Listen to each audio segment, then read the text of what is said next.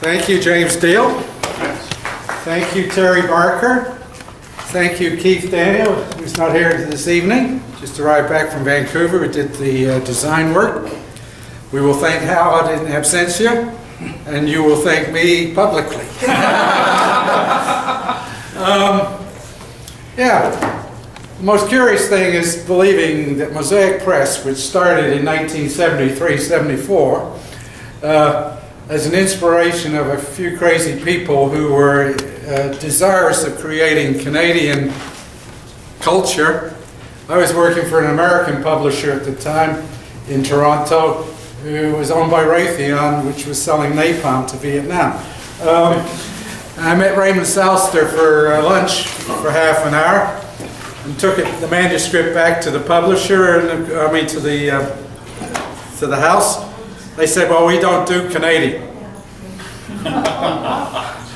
So by about 1972-73, I guess we came to the conclusion that Mosaic-Press in Oakville, Ontario, still alive, would start by doing things like Vietnamese poetry and translation, Maria Fiamengo, Ludwig Zeller, surrealist collagist in a trilingual edition, Seymour Main, Miriam Waddington, Anne Marion. When these names started to surface this evening, suddenly I realized that about half of the names on that list have been part of Mosaic-Press's contribution to Canadian, North American world culture. So it's a pleasure for me to be here. It's always great to be at the end of the evening, because everyone's anticipating when they can leave quickly, and say thank you very quickly.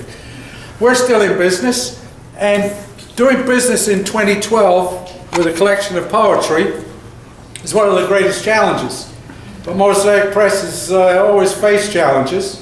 One of our first books, which actually paid for the literature in the 70s, we did a phone directory of the Soviet Union.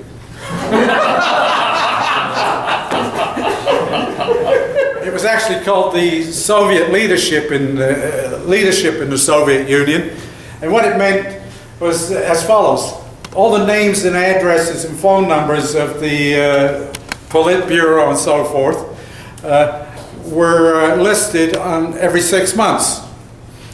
And through a friend of a friend who was kept a Rolex in Munich, Germany, he'd been keeping it for 40 years, and a friend of a friend in Toronto wanted to assist him in keeping it up to date so everyone would know who the Soviet leadership was. So there you've got Gorbachev as the mayor of St. Petersburg, Leningrad in the 70s.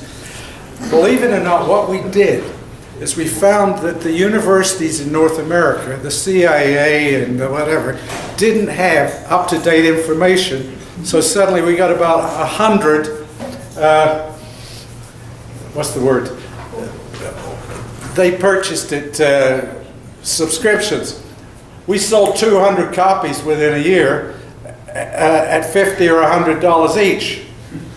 And then what we did with the $50 or $100 from these Soviet leadership booklets, they were done on toilet paper with red covers. We then came to the conclusion we could dump all the money back into doing Canadian literature.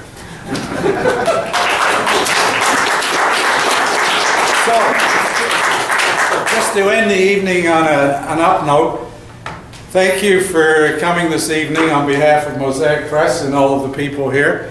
And we will continue to do books which are extraordinary, different, challenging, and represent what we started in 1973-74. Thanks again.